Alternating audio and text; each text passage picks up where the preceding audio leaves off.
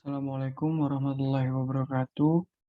Eee, Perkenalkan, di sini nama saya Rifan Sastia Pratama dengan NIM 082011633079.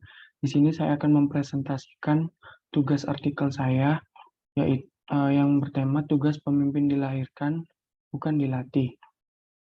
Pertama-tama saya akan mendeskripsikan manusia adalah makhluk sosial yang tidak dapat hidup sendiri, lalu berinteraksi dengan sesama serta lingkungannya. Manusia juga hidup berkelompok baik dalam lingkup kelompok besar maupun lingkup kelompok kecil. Selain itu, manusia juga dianugerahi kemampuan untuk berpikir, kemampuan untuk memilah dan memilih mana yang baik dan mana yang buruk. Dengan kelebihan itulah manusia seharusnya mampu mengelola lingkungannya dengan sangat baik. Beberapa orang percaya bahwa para pemimpin sejati dilahirkan secara alami, memiliki jiwa karismatik, berpengaruh, dan menginspirasi orang-orang yang ditakdirkan untuk memperoleh prestasi. Saya akan menyebutkan 5 ciri-ciri seorang pemimpin menurut Jack Welch. Yang pertama yaitu memiliki energi positif, eee, yang berdefinisi sebagai orang pemimpin tentu merupakan pusat dari suatu tim sehingga energi dari pemimpin akan mempengaruhi anggota timnya. Yang kedua yaitu mampu memberikan pengaruh atau energi kepada orang lain. Seperti yang dijelaskan di atas, pemimpin yang baik bisa mempengaruhi anggota timnya, dengan kata lain dapat memberikan energi positif ke orang lain. Yang ketiga yaitu tegas dalam memberi keputusan. Pemimpin juga merupakan seorang decision maker atau semua keputusan penting berada di tangannya. Yang keempat, eksekusi. Seorang pemimpin juga harus mengarahkan dan memutuskan, namun juga dapat mengeksekusi apa yang telah dia omongkan. Dan yang terakhir yaitu passion. Pemimpin yang baik tentu harus punya passion terhadap apa yang dikerjakan. Kemudian di sini saya akan menjelaskan teori-teori yang menjelaskan sebab timbulnya kepemimpinan. Yang pertama yaitu teori genetik atau teori keturunan, yang artinya yaitu seseorang akan menjadi pemimpin karena keturunan atau ia telah dilahirkan dengan membawa bakat kepemimpinan.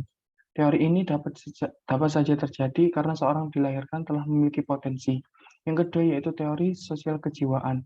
Teori sosial kejiwaan yaitu diyakini bahwa semua orang itu sama dan mempunyai potensi untuk menjadi pemimpin, dan tiap orang mempunyai potensi atau bakat untuk menjadi pemimpin, hanya saja faktor lingkungannya dan faktor pendukung. Yang terakhir yaitu teori ekologi atau teori lingkungan. Eee, Teori ekologi atau teori lingkungan tersebut dikembangkan melalui pendidikan, latihan, dan pengalaman-pengalaman yang memungkinkan untuk mengembangkan lebih lanjut bakat-bakat yang telah dimiliki.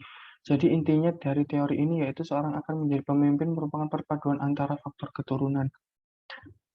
Baik, di sini saya akan menceritakan singkat, tokoh yang di mana saya akan menjadikan tokoh yaitu Pak Presiden Jokowi. Di sini presiden saat ini kita adalah Pak Presiden Jokowi, merupakan salah satu contoh pemimpin yang berasal dari keluarga sederhana.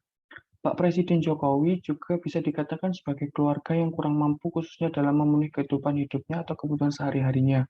Untuk meringankan beban keluarganya, Pak Presiden Jokowi membantu ayahnya yang bekerja sebagai tukang kayu, bahkan terkadang setelah ia pulang sekolah. Ia membantu ayahnya untuk menagih pembayaran pada pelanggan yang sudah membeli kayu dan membantu menaikkan kayu yang sudah dibeli oleh pelanggannya ke atas becak ataupun gerobak. Di masa kecil, Jokowi juga bisa dikatakan ia menanggung kehidupan yang cukup sulit dan keras. Hal ini dikarenakan keluarga Jokowi pernah berpindah-pindah rumah karena beberapa kali rumahnya terkena penggusuran. Sejak kecil pun, Jokowi sudah dididik oleh orang tuanya secara mandiri.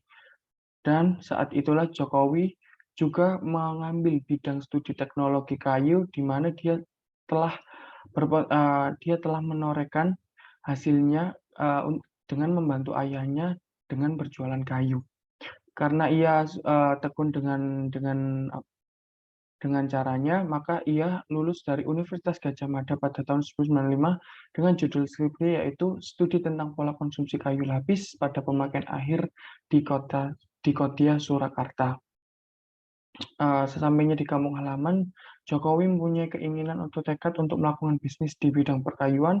Bisnis tersebut dimulai dari perusahaan pamannya bernama JV Roda Jati. Pada akhirnya, eee, pengalaman Jokowi dalam dunia kayu pun berlanjut kepada karir di bidang politik, bisa dikatakan berbeda jauh dalam karirnya di bidang bisnis mebel. Jokowi sudah memiliki pengalaman di bisnis mebel selama kurang lebih 23 tahun. Sedangkan dalam dunia politik, Jokowi bisa dikatakan belum mempunyai banyak pengalaman. Akhir karir politik Jokowi dimulai 1998 dengan mengikuti dunia politik praktis dan partai yang dipilihnya yaitu Partai PDIP dengan dipimpin oleh Megawati Soekarno Putri. Kemudian pada wawancara singkatnya Pak Presiden Jokowi pernah menyampaikan saat menjadi Gubernur DKI dalam sambutannya dan dibacakan asisten Deputi 1 Gubernur Hari Yoga pada kesempatan acara talk show, ia menyampaikan bahwa menyatakan bahwa rakyat tidak boleh menunggu pemimpin, tetapi justru harus aktif untuk ikut membentuk pemimpin, termasuk terlibat aktif menyeleksi dan memilih pemimpin. Bahkan kata Jokowi, tidak ada pemimpin yang dilahirkan, pemimpin selalu mengubah, pemimpin selalu merupakan hasil bentukan, sedangkan kualitas pemimpin bukanlah bakat lahir, tapi merupakan hasil terban.